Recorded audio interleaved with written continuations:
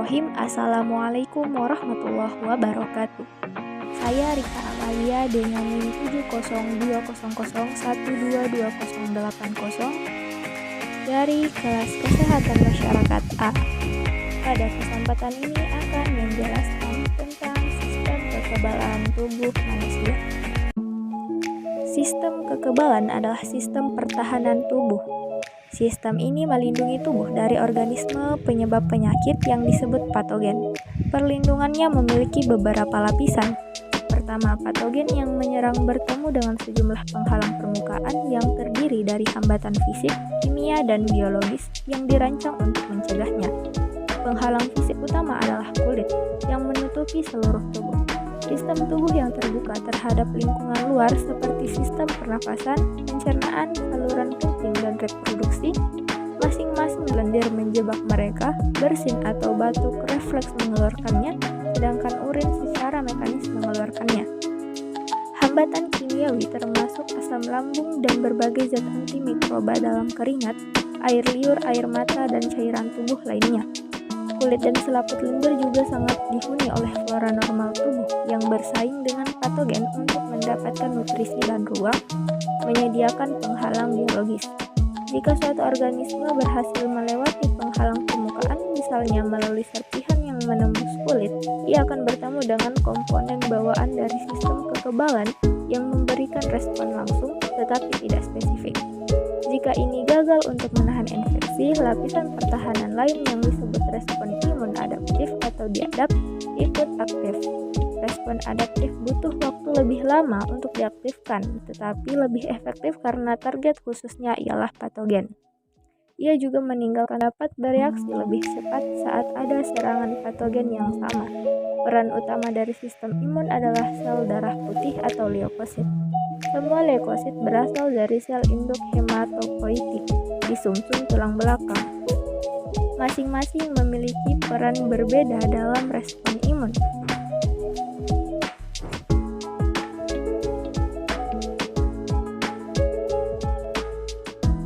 Respon pertama dari sistem kekebalan bawaan adalah peradangan.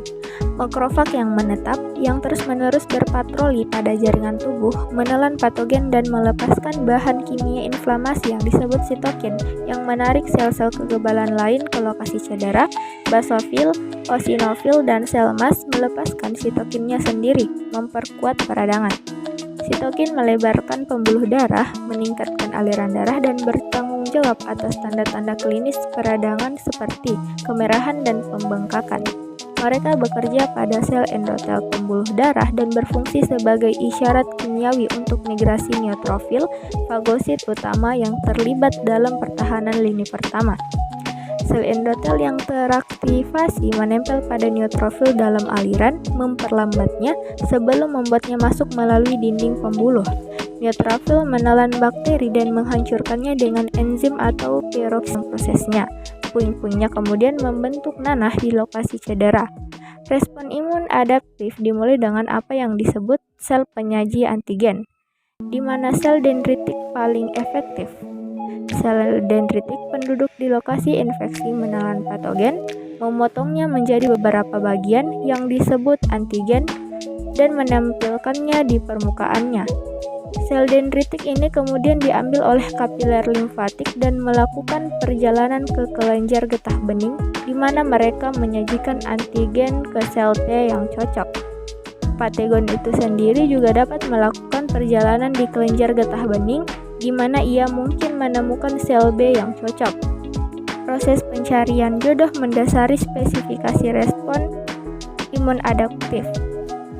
Sel T dan sel B ada dalam miliaran variasi, masing-masing membawa protein permukaan yang unik yang bertindak seperti sebuah kunci.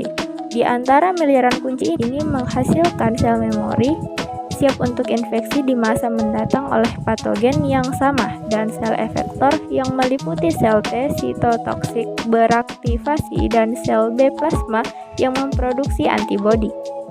Keduanya spesifik untuk patogen.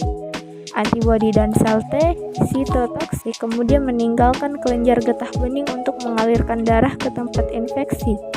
Antibodi menempel pada patogen dan menargetkannya untuk dihancurkan atau dinetralisir. Sel T sitotoksik melepaskan racun untuk membunuh sel inang yang terinfeksi. Baik, itulah tadi sedikit penjelasan mengenai sistem imun tubuh manusia. Untuk lebih jelasnya, dapat dilihat gambarannya pada animasi video ini. Nah, sekian dari saya, kurang dan lebihnya mohon dimaafkan. Assalamualaikum warahmatullahi wabarakatuh.